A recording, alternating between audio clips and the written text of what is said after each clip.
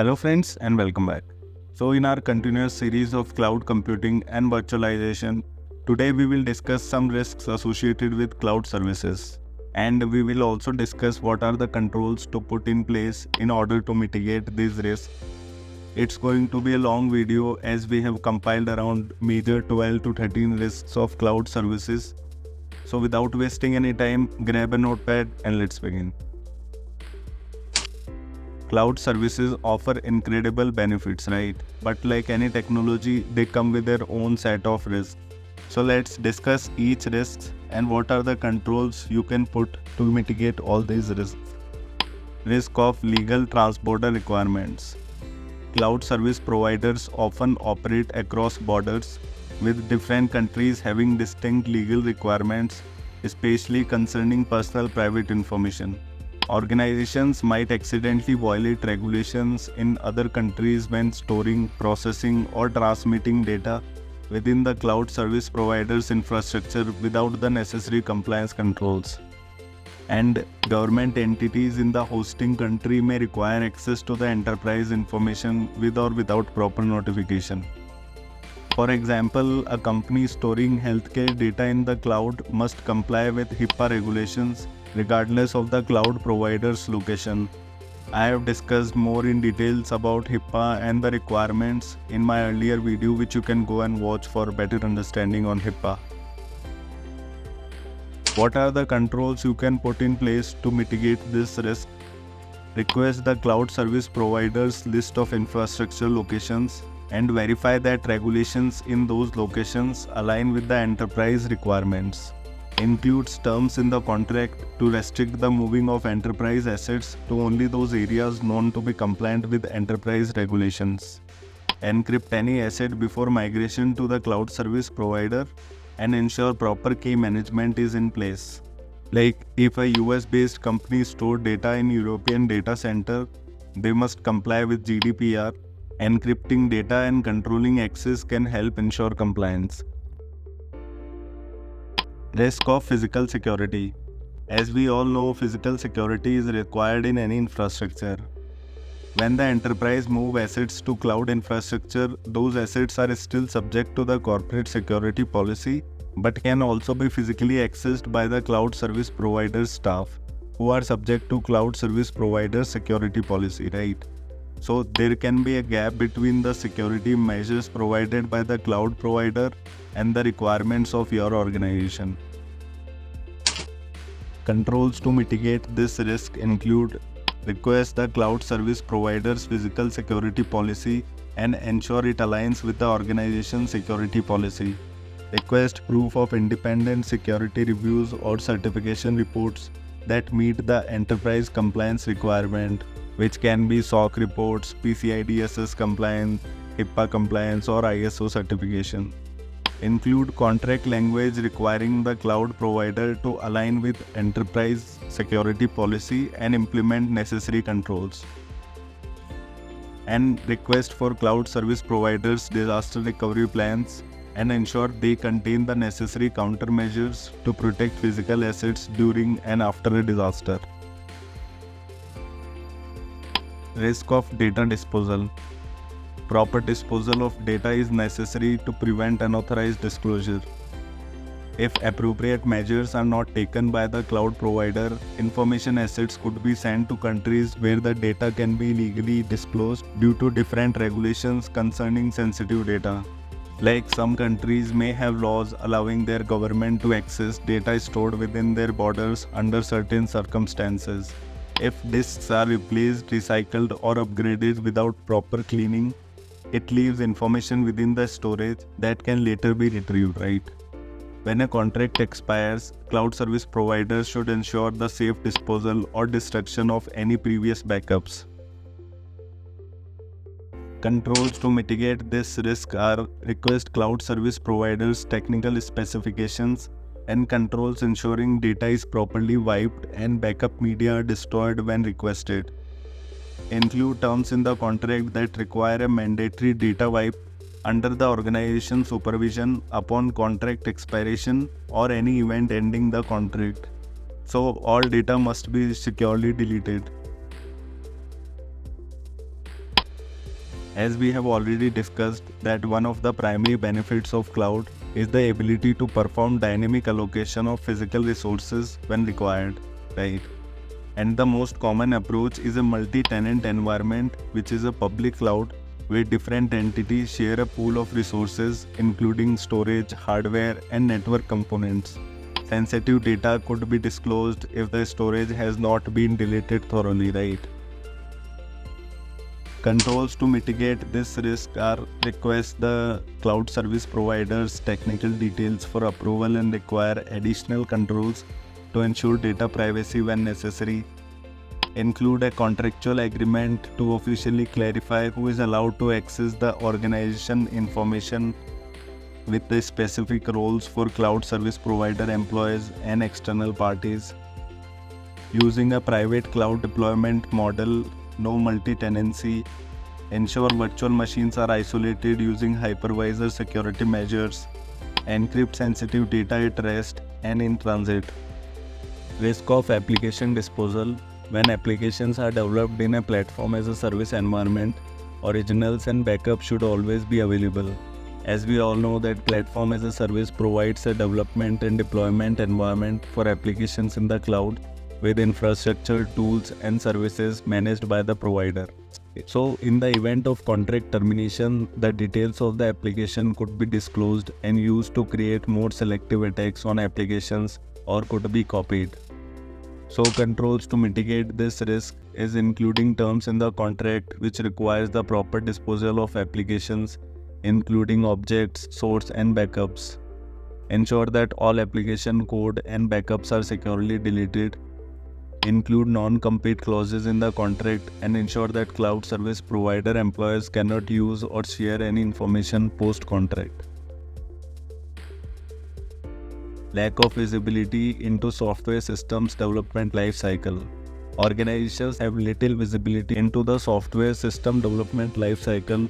Customers do not know in detail how the applications were developed and what security considerations were taken into account during the system development lifecycle. This could be an imbalance between the security provided by the application and security required by the customers, right?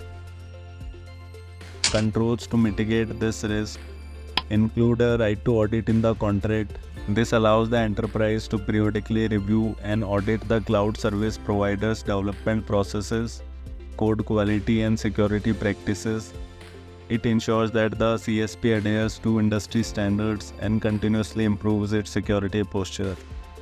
Require SLAs that include a schedule of software changes. SLAs should detail when software updates, patches, and new releases are planned. This keeps the enterprise informed about upcoming changes, allowing for proper preparation and coordination. Include contract language requiring the cloud provider to align with organization security policy and implement necessary controls. So the contract should mandate that the cloud service provider complies with the organization security policies. This alignment ensures the consistent security posture and reduces vulnerability risk. Lack of control of the release management process. Cloud providers can introduce patches in their applications quickly. These deployments are often done without the approval or even the knowledge of the application user, right? The organization could have no control or no view of the release management process and could be subject to unexpected side effects. Controls include right to audit in the contract, which grants the enterprise the ability to periodically review cloud service providers' release management processes, ensuring that updates and patches are deployed in a controlled and secure manner. Audits can help identify potential issues before they impact the organization, right? Require SLAs that include a schedule of patches and software releases. SLAs should specify the timing and details of planned patches and software releases. This keeps the organization informed about upcoming changes, allowing for appropriate preparation and risk management. Include contract language requiring CSP to align with organization security policy and implement necessary control. So CSP should follow organization's policies when deploying and updating patches. which ensures that security measures are consistently applied and reduces the risk of introducing vulnerabilities during the release process, right? Risk of identity and access management. Faulty or weak access control can allow unauthorized users to gain access to sensitive data, and this access could be achieved through compromised credentials. Hackers might steal or forge legitimate login credentials like usernames and passwords to gain access, exploiting weaknesses. Technical vulnerabilities in the identity and access management system itself could be exploited to bypass access controls. Excessive permissive access. Practices like granting excessive permissions like administrator access to many users could increase the risk of unauthorized access if those accounts are compromised, right? So control to mitigate this risk are right to audit. This allows the enterprise to periodically review and audit cloud service providers' identity and access management practices, ensuring that access controls are effectively managed. Audits can also help identify and rectify vulnerabilities in identity and access management process. Security reviews or certification reports require the cloud service provider to provide evidence of security reviews or certifications. Contractual alignment with security policy. Contract should mandate cloud service provider adheres to organization policies for identity and access management, including specific controls like MFA and regular access reviews. This alignment ensures that identity and access management practices are consistently applied and secure. Service-oriented architecture related vulnerabilities. Service-oriented architecture is a way of designing software systems using self-contained building blocks called services. These services can be accessed and used by other parties of the system regardless of the underlying technology used to build them. It's altogether a separate topic. We will discuss it completely in some other video. Security for service-oriented architecture presents new challenges because vulnerabilities arise not only from the individual elements but also from their mutual interaction. Because the service-oriented architecture libraries are under the responsibility of the cloud service provider and are not completely visible to the organization, there may be unnoticed application vulnerabilities, right? Controls to mitigate this risk include a right to audit in agreement, which permits enterprise to periodically review and audit cloud service providers, service-oriented architecture libraries, and interaction, ensuring the security measures are effectively implemented, right? Request proof of independent security reviews and certifications, which include SOC reports, PCI compliance, HIPAA, ISO certification, right? Include contract language requiring the CSP to align with organization security policy, which mandates cloud service provider follows organization policy for service-oriented architecture, including specific controls for component interactions and vulnerability management. Exit strategy. Cloud service providers tool facilitate bringing your data to the cloud, but rarely the other way around, like how the data will be migrated if required. This can make it very difficult for the enterprise to migrate from one cloud provider to another or to bring services back in-house. It can also result in serious business disruption or failure should the cloud service provider go bankrupt or face legal action or be a target of an acquisition. Ensure by contract or SLA with the cloud service provider an exit strategy that specifies the term that should trigger the retrieval of the organization assets in the time frame required by the enterprise. Outline specific steps for data migration and ensure that backups are always accessible even during contract termination. Implement a disaster recovery plan considering complete cloud service provider disruption. Next risk is ease to contract software as a service applications. Businesses can easily sign up for cloud-based software as a service applications without proper review or approval. This ease of use can lead to bypassing established company policies for acquiring software. Control to mitigate this risk require that the purchase of cloud services follow established procedures. Create a centralized procurement process to evaluate and approve all software as a service contracts. This team would assess factors like security, compliance, and business needs before authorizing purchase. Ensure executive management support for this. Collateral damage. If one tenant of a public cloud is attacked, there could be an impact on the other tenants of the same cloud service provider, even if they are not the intended target. Another possible scenario of collateral damage could be a public cloud infrastructure as a service affected by an attack exploiting vulnerabilities of software installed by one of the tenants. Ask the cloud service provider to include the enterprise in its incident management process that deals with notification of collateral events. Include contract clauses and controls, ensuring that the organization's contracted capacity is always available. Use a private cloud deployment model, no multi-tenancy.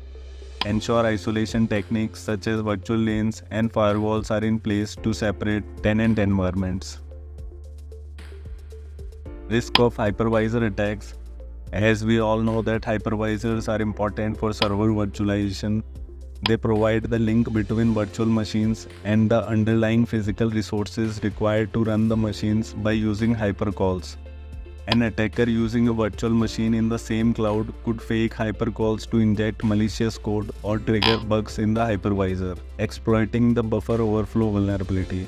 This could potentially be used to violate the confidentiality or integrity of other virtual machines or crash the hypervisor. I have discussed more in details about the hypervisor attacks and the buffer overflow vulnerability, which you can go and watch for better understanding. Controls include a right to audit in the contract, requiring cloud service provider to align with organization security policy and implement necessary controls. Ensure regular updates and security patches are applied to hypervisors and monitor for unusual hypercall activity. Support for audit and forensic investigations. Security audits and forensic investigations are important for enterprise to evaluate the security measures of the cloud service provider. This raises several issues because performing these actions require extensive access to the cloud service provider's infrastructure and monitoring capabilities, which are often shared with the other cloud service providers' customers, right? Control include request the cloud service provider the right to audit as part of the contract or SLA. If this is not possible, request security audit reports by trusted third parties. Request the cloud service provider provide appropriate and timely support, which includes logs, traces, hard disk images for forensic analysis as part of the contract or SLA. So it is important to ensure that the cloud service provider maintains detailed logs and has processes in place to support forensic investigations quickly and accurately. So guys, these were some of the major risks which you can face in cloud services. I hope you gained something new from this video. If you found this video insightful, please like and share it with your friends. So this is all we have for today. Please subscribe to our channel for regular updates. Consider joining me on LinkedIn. See you soon with another topic, another video. Till then, take care. Bye bye.